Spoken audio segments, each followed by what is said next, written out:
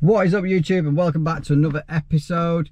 In today's episode we're going to be doing a conversion from heat only Worcester. It's already pressurized heating, gravity hot water, a heat only Worcester CDI in a garage, and the cylinder is in the attic. But the problem the customer has is they've had a new bathroom fitted with what looks like a high pressure shower. So the bathroom company got over that problem kind of by fitting a shower pump, but it doesn't work. It will run for 30 seconds and then the pressure just dies off. It is on a Vortex cylinder, so the supply to the hot water is only that little head of, I'll show you when we get to the job. There's not enough cold water storage, so technically the pump shouldn't have been on there. And I think it's only a single impeller one, meaning it only does the hot water. The cold must be cold water mains fed. It's not really balanced, is it? So yeah, the customer wants it out and wants a combi in, and that's what we're doing. So I'm going to go pick my dad up now, and let's get straight into the episode.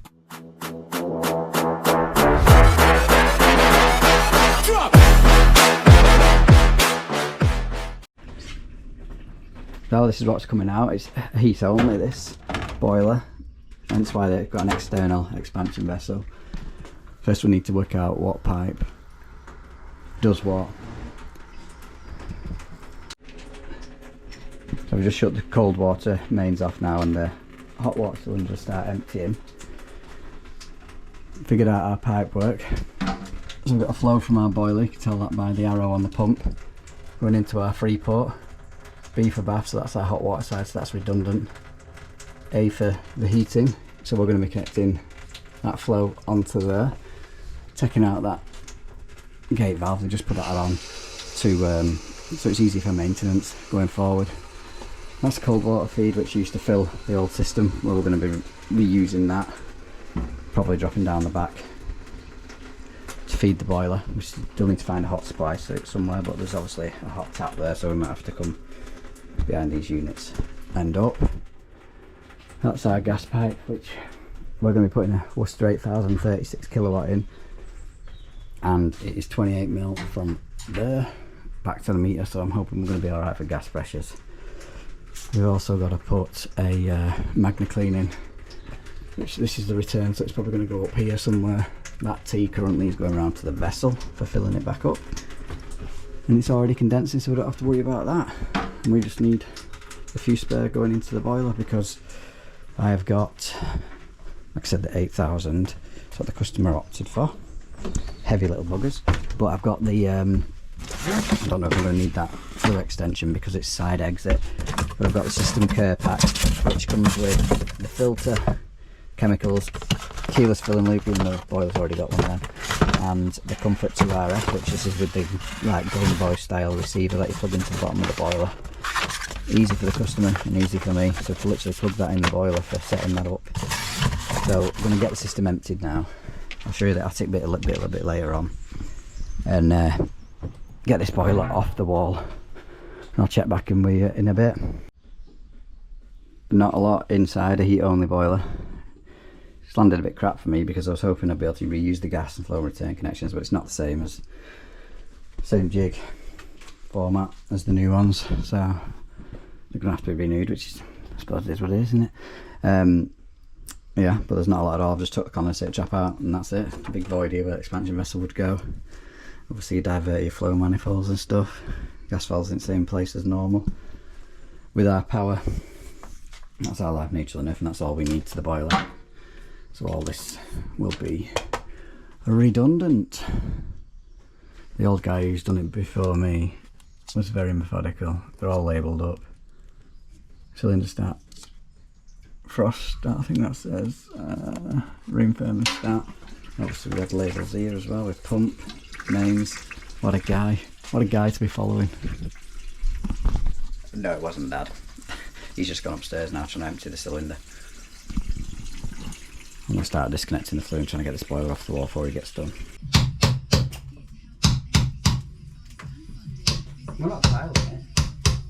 No, but it balks on brackets. This is the beauty about, the only beauty about Worcesters.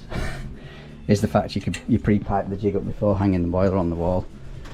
Yes, we've not that 200mm from there to there, but this worktop is removable from that joint there, and obviously the cupboard can slide out. Dad's just going to pull a couple of these bends so we can drop the flow and return and possibly the cord down the back of the boiler, but you've got to stick to the void, which is tiny compared to Bax's. We've only got that much room to play with, which is not ideal when you've got to try and get a filter on there as well. Grim. So yeah, I've got a touch of luck with the gas because I've reused the actual old gas pipe. I've only had to put a coupling in between, shorten it and put a coupling in between.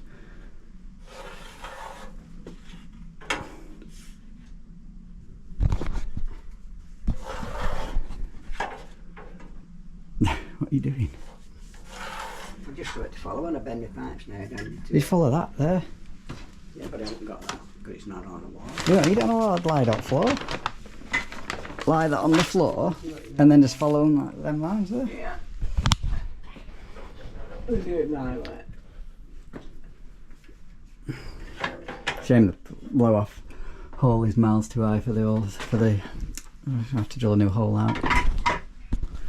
Flue should be in the same hole. We've measured it from, obviously followed the guide, and I think it's the same distance off the wall for this boiler as it was the old one. So I'm just going to crimp that up. It's at the front if you get it now. I'll get it.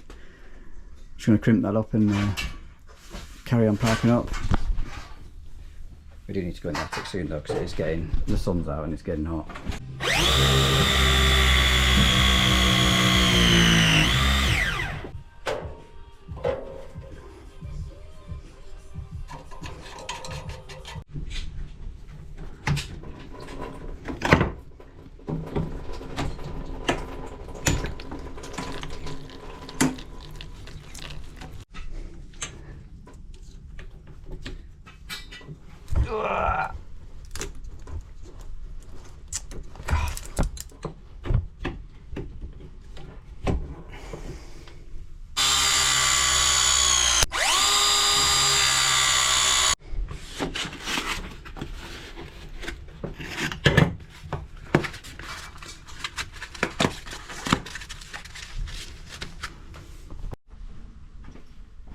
This is a good little tip to hold the fibre washers in place just before you're going to drop the boiler on it, stops them pinging off. A little bit of paste on the unions.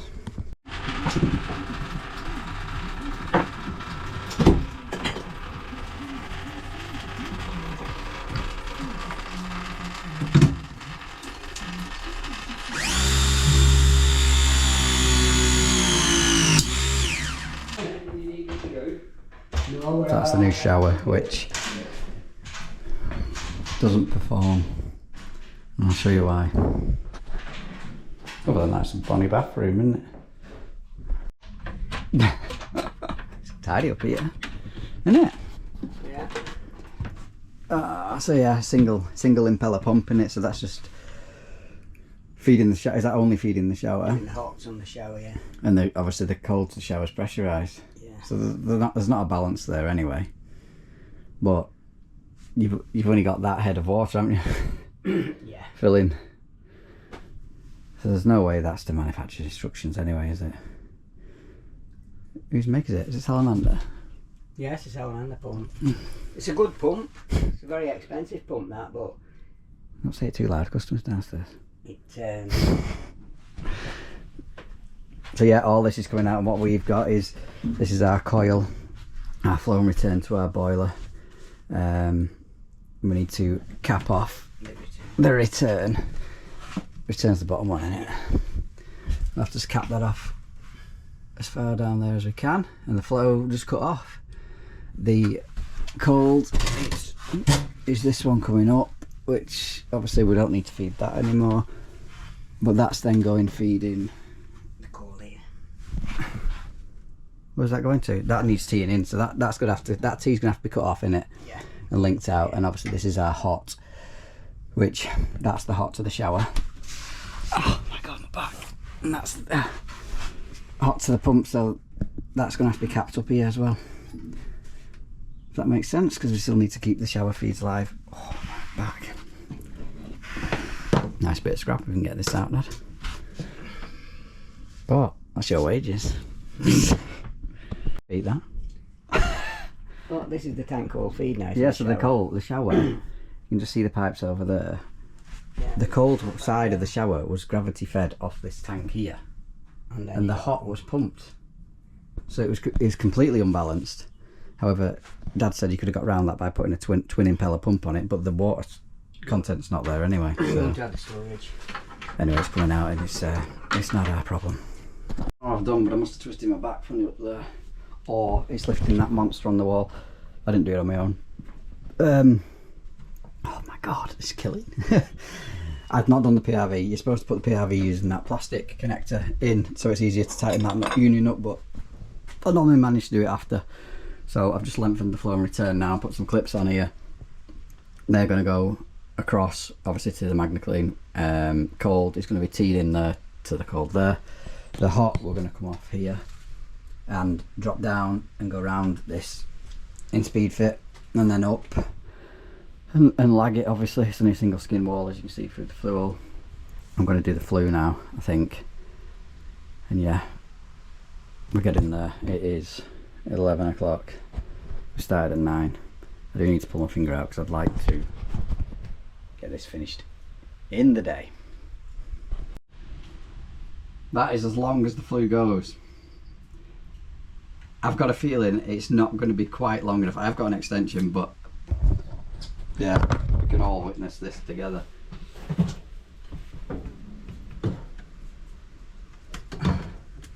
You absolute sod. Look at the state. I mean, thinking about it, could have shunted the boiler over a little bit. Well, let's go outside and have a look at how short it is. I think it's about 1.5 inches short. For God's sake. Bloody hell. What do you think that is as well? Weird, isn't it? It's quite short. It's about 3 inches short, actually. Oh well, never mind. Extension needed. I did price for an extension and I did pick one up, so just means having to cut it down, which is unfortunate. I've just finished cutting the flue down. I'll show you outside what I've used. The Talon FS5s. They're a mint finish, no need to cement up. Put your flue in. You can either put that in before putting your flue in or put that in after. Yeah, it does a sweet ass finish. Airtight, made for building regs. No paid promotion, just giving it a little thumbs up review. Inside we've just done the flue, got doing the flow, cold and return, ready for the MagnaClean filter. Dad's not done in the attic, he came downstairs. I think he missed me down here. Missed the company, yeah.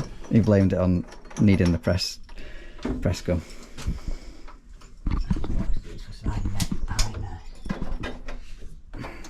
We're winning. A little bit of a progress update. We've just done the blow off. I had to solder it on, you can see it up there. But to get that in, Dad has been on with the hot, which is going down here. And then it goes into speed fit behind the washing machine and dryer. Have you teed it in up here, Dad? Yeah. And he's where have you teed it in? You can see how much I helped. He's teed it in up there. It's all speed fit everywhere anyway. But that's the hot feed in now. I've just done a gas test, so that is back live and tested. On a Worcester, don't forget that all these valves come isolated. So before you do your gas tightness test, make sure you unisolate that, otherwise you're not testing that joint and any other joints to the actual gas valve. Forgot to put the little aluminium foil tape on the joint before. I don't know where I said about anything else. The filter's in now. And I've just finished the blow off outside. Everywhere is an absolute mess. Blow off done outside. I just need to fill in the old hole and then we're done out here. Beautiful. I soldered them because press looks, well, I mean it looks alright, but it's just a bit neater. End feed elbow into a street elbow. Right, I've got to go upstairs now and start linking out these pipes, these hot and colds, capping off the heating and stuff. Otherwise we can't get it filled up. 10 to 1. So we aren't doing too bad. If we can get it on for them today, happy days. It's just gonna have a mains flush this. Whether I get that done late this afternoon or have to come back for a couple of hours tomorrow to do it, that's anyone's guess.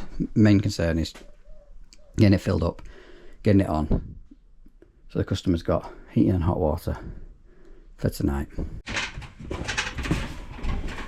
Surely that way, isn't it? No, that's on Oh, for heating. heating.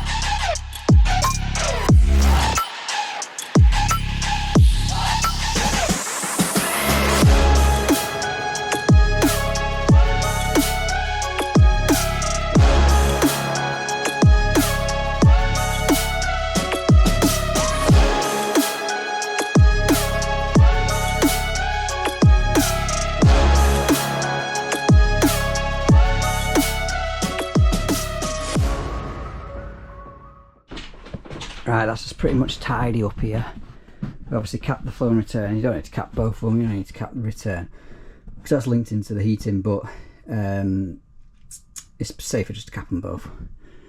Hot's cap there, cold's cap behind it. Yes, we could have dropped them lower and tidied them up a little bit, but it's how far do you go. It's absolutely roasting in here, and the customer's elderly, they don't really need the space, so yeah, got to lag it up, disconnect this cylinder stab, tidy up, but this will be the last you see of the attic, unless we have any leaks, and I'll be back. Moment of truth. Dad's up in the attic. A little bit of movement. Obviously we've not got the hot on yet because it's isolated at the boiler, but the cold is on. These are dead easy to fit. See the little slot there? It's literally just like plug it in a Game Boy, and that'll be it on. We're almost ready to where's that bugger gone? The fuse. Almost ready to power it up, fill up the heating system. The hot is on, but everything else is filling at the same time. Free toilets, bloody all sorts. Yeah, boy.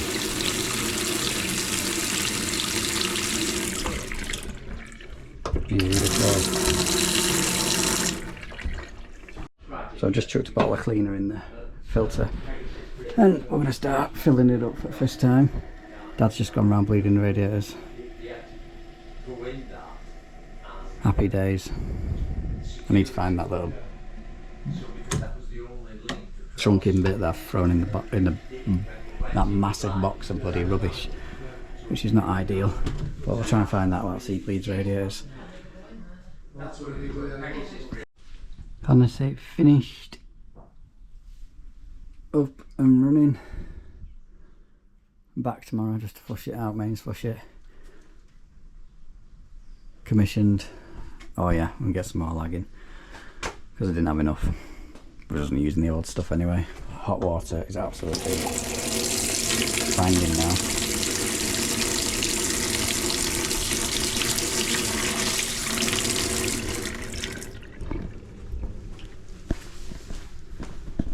Got a decent amount of scrap as well to get rid of. Obviously the only thing I'm interested in is the cylinder. But yeah, I hope you've enjoyed this one. It's been a decent little job, to be fair. Done well to get it back up and running in a day, but with it not needing a gas upgrade and an internal condensate and stuff like that, it just makes things miles easier. Are you saying bye? We need to get a cylinder. We're not, yeah, but I can finish the video. Oh, Bloody sorry, hell. Yeah. Right, yeah.